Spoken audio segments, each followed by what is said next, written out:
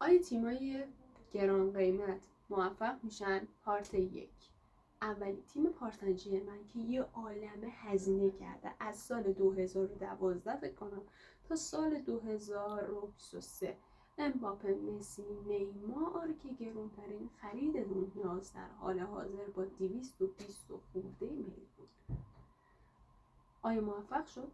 نه. تا وقتی که لوئیس انریکه اومد و سبک رو عوض کرد تونستن چمپیونز بگیرن.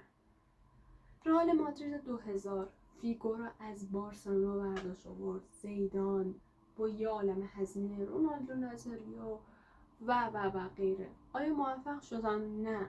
تازه علاوه بر این بحران افتاد، بحران ستاره ها افتاد و یه عالمه دیگه.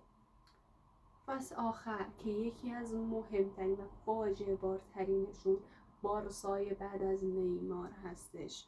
بحران مالی افتادن، خریدهای گرون قیمت، کوتینیو، بعد گریزما، بعد هیچ کدوم از اینا به غیر از فرانکی دیونگ الان توی بارسلونا نیست و باختهای افتضاح 8-2 بایرن.